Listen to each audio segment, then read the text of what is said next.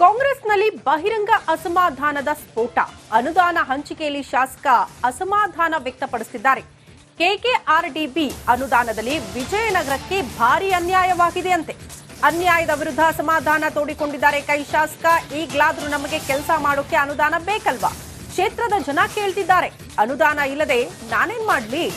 ಆಡಳಿತಾರೂಢ ಕಾಂಗ್ರೆಸ್ ಪಕ್ಷದ ವಿರುದ್ಧ ಹಾಲಿ ಶಾಸಕ ಕಿಡಿಕಾರಿದ್ದಾರೆ. ವಿಜಯನಗರ ಕ್ಷೇತ್ರದ ಶಾಸಕ ಎಚ್ಆರ್ ಗವಿಯಪ್ಪ ಆಕ್ರೋಶ ವ್ಯಕ್ತಪಡಿಸಿದ್ದಾರೆ. ಯಾರೋ ಬಿಜೆಪಿ ಶಾಸಕರಲ್ಲ, ಬದಲಾಗಿ ಕಾಂಗ್ರೆಸ್ ಶಾಸಕರು ತಮ್ಮ ಸರ್ಕಾರದ ವಿರುದ್ಧವೇ ಅಸಮಾಧಾನ ವ್ಯಕ್ತಪಡಿಸಿದ್ದಾರೆ. ಅಲ್ಲಿಗೆ ಕಾಂಗ್ರೆಸ್ ಶಾಸಕರು ಕೂಡ ಅನುದಾನದ ಬಗ್ಗೆ ಈಗ ಪ್ರಶ್ನೆ ಮಾಡ್ತಾ ಇರೋದ್ರಿಂದ ಸರ್ಕಾರದ ಬಳಿ ದುಡ್ಡಿಲ್ವಾ ಅನ್ನುವಂಥ ಪ್ರಶ್ನೆ. 5 ಗ್ಯಾರಂಟಿ ಯೋಜನೆಗಳನ್ನ ಕೊಡುವ ಭರದಲ್ಲಿ ಕ್ಷೇತ್ರಗಳ ಅಭಿವೃದ್ಧಿಗೆ ಕೊಡಬೇಕಾದಂತ ಅನುದಾನ ಕೊಡುವಲ್ಲಿ ಸರ್ಕಾರ ವಿಫಲವಾಗ್ಬಿಟ್ಟಿದೆಯಾ ಅನ್ನುವಂಥ ಅನುಮಾನ ಹುಟ್ಟೋದಕ್ಕೆ ಕಾರಣ ಆಗ್ತಾ ಇರೋದು ಶಾಸಕರ ಈ ಮಾತು. ಒಬ್ಬರ ಶಾಸಕರ ಮಾತಲ್ಲ, ಬದಲಾಗಿ ಕಾಂಗ್ರೆಸ್ನಲ್ಲಿ ಈ ಹಿಂದೆಯೂ ಕೂಡ ಹಲವಾರು ಜನ ಶಾಸಕರು ಈ ಅನುದಾನ ತಾರತಮ್ಯದ ಬಗ್ಗೆ ಧ್ವನಿ ಎತ್ತಿದ್ದಾರೆ. ಎಲ್ಲ ಇಲಾಖೆ ಹೊಸ ಜಿಲ್ಲೆ ಆಗಿರೋದ್ರಿಂದ ಎಲ್ಲ ಇಲಾಖೆಗಳಿಗೆ ಅವ್ರಿಗೆ ಇನ್ಫ್ರಾಸ್ಟ್ರಕ್ಚರು, ಅವ್ರ ಆಫೀಸ್ಗಳು ಕಟ್ಕೊಡ್ಲಿಕ್ಕೆ ಅನುದಾನ ಬೇಕಾಗುತ್ತೆ.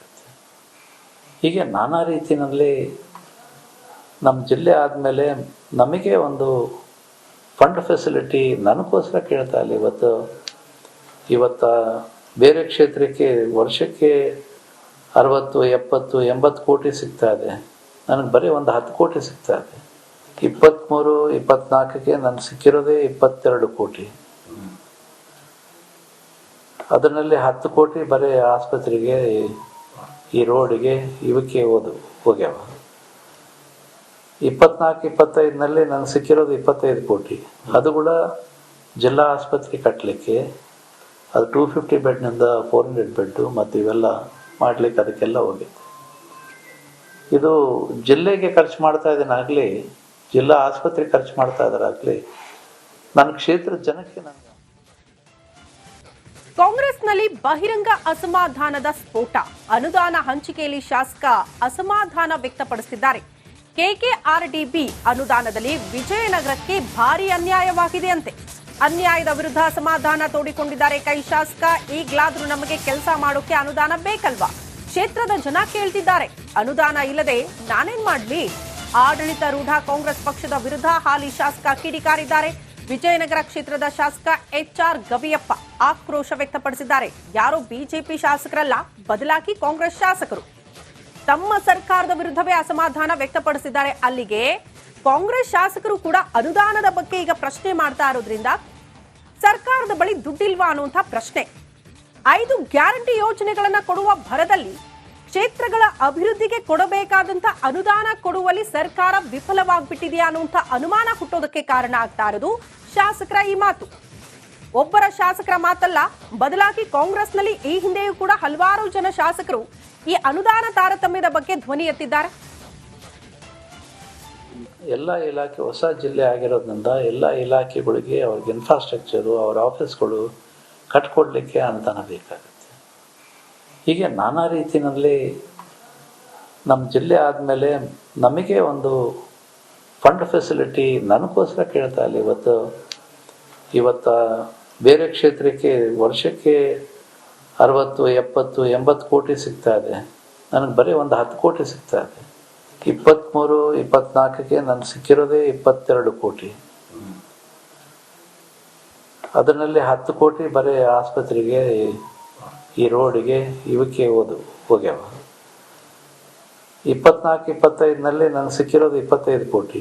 ಅದು ಕೂಡ ಜಿಲ್ಲಾ ಆಸ್ಪತ್ರೆ ಕಟ್ಟಲಿಕ್ಕೆ, ಅದು 250 ಬೆಡ್ನಿಂದ 400 ಬೆಡ್ಡು ಮತ್ತು ಇವೆಲ್ಲ ಮಾಡಲಿಕ್ಕೆ ಅದಕ್ಕೆಲ್ಲ ಹೋಗಿದೆ. ಇದು ಜಿಲ್ಲೆಗೆ ಖರ್ಚು ಮಾಡ್ತಾ ಇದ್ದೇನಾಗಲಿ, ಜಿಲ್ಲಾ ಆಸ್ಪತ್ರೆ ಖರ್ಚು ಮಾಡ್ತಾ ಇದ್ದಾರಾಗಲಿ, ನನ್ನ ಕ್ಷೇತ್ರದ ಜನಕ್ಕೆ ನಾನು. ಕಾಂಗ್ರೆಸ್ನಲ್ಲಿ ಬಹಿರಂಗ ಅಸಮಾಧಾನದ ಸ್ಫೋಟ. ಅನುದಾನ ಹಂಚಿಕೆಯಲ್ಲಿ ಶಾಸಕ ಅಸಮಾಧಾನ ವ್ಯಕ್ತಪಡಿಸಿದ್ದಾರೆ. ಕೆಕೆಆರ್ಡಿಬಿ ಅನುದಾನದಲ್ಲಿ ವಿಜಯನಗರಕ್ಕೆ ಭಾರಿ ಅನ್ಯಾಯವಾಗಿದೆಯಂತೆ. ಅನ್ಯಾಯದ ವಿರುದ್ಧ ಅಸಮಾಧಾನ ತೋಡಿಕೊಂಡಿದ್ದಾರೆ ಕೈ ಶಾಸಕ. ಈಗಲಾದ್ರೂ ನಮಗೆ ಕೆಲಸ ಮಾಡೋಕೆ ಅನುದಾನ ಬೇಕಲ್ವಾ? ಕ್ಷೇತ್ರದ ಜನ ಕೇಳ್ತಿದ್ದಾರೆ. ಅನುದಾನ ಇಲ್ಲದೆ ನಾನೇನ್ ಮಾಡ್ಲಿ?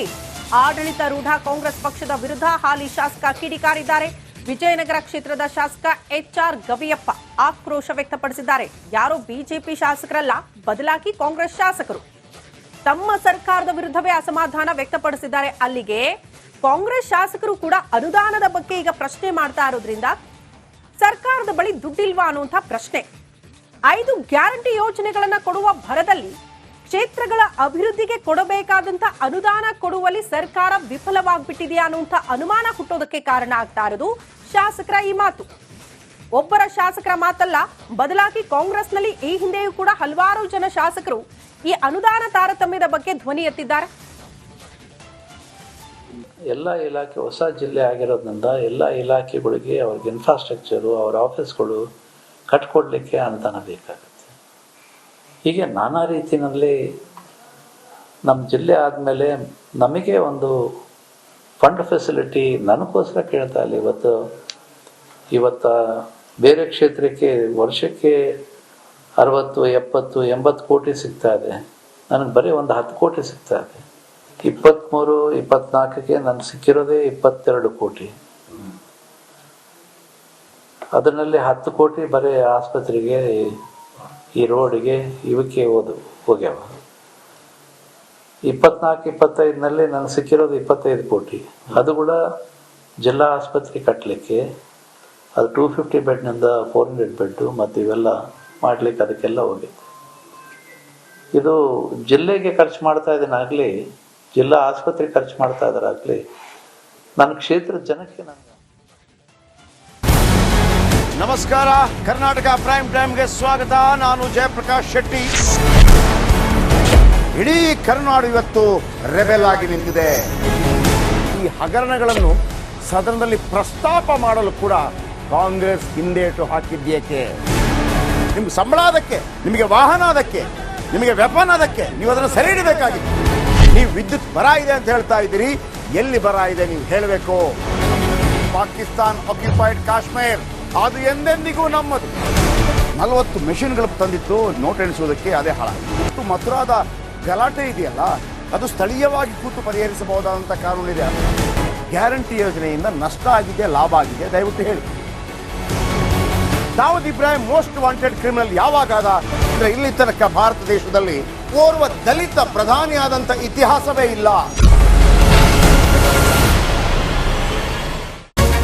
ರಿಪಬ್ಲಿಕ್ ವರ್ಲ್ಡ್ ಆಪ್ ಇದು ಕೇವಲ ಅಪ್ಲಿಕೇಶನ್ ಅಲ್ಲ, ಸಮಗ್ರ ಸುದ್ದಿಗಳ ಸಂಪರ್ಕ ಮಾರ್ಗಕ್ಕೆ ಕ್ರಾಂತಿಕಾರಿ ಬದಲಾವಣೆ. ರಿಪಬ್ಲಿಕ್ ವರ್ಲ್ಡ್ ಆಪ್ ಕೇವಲ ಸುದ್ದಿ ಅಪ್ಲಿಕೇಶನ್ ಅನ್ನ ಪರಿಚಯ ಮಾಡ್ತಾ ಇಲ್ಲ, ಬದಲಾಗಿ ಡಿಜಿಟಲ್ ಸುದ್ದಿ ಬಳಕೆಯ ಹೊಸ ಯುಗಕ್ಕೆ ನಾಂದಿ ಹಾಡ್ತಾ ಇದೆ. ಇದೊಂದು ಬ್ರೇಕಿಂಗ್ ನ್ಯೂಸ್, ಪ್ರಭಾವಶಾಲಿ ಕಾರ್ಯಕ್ರಮಗಳಿಗೆ ಗಟ್ಟಿಯಾದ ವೇದಿಕೆ. ರಿಪಬ್ಲಿಕ್ ವರ್ಲ್ಡ್ ಅಪ್ಲಿಕೇಶನ್ ಈಗ ಲೈವ್ ಆಗಿದೆ. ಗೂಗಲ್ ಪ್ಲೇ ಸ್ಟೋರ್ ಮತ್ತು ಆಪಲ್ ಆಪ್ ಸ್ಟೋರ್ ಎರಡರಲ್ಲೂ ಲಭ್ಯವಿದೆ. ಈಗಲೇ ಡೌನ್ಲೋಡ್ ಮಾಡಿ.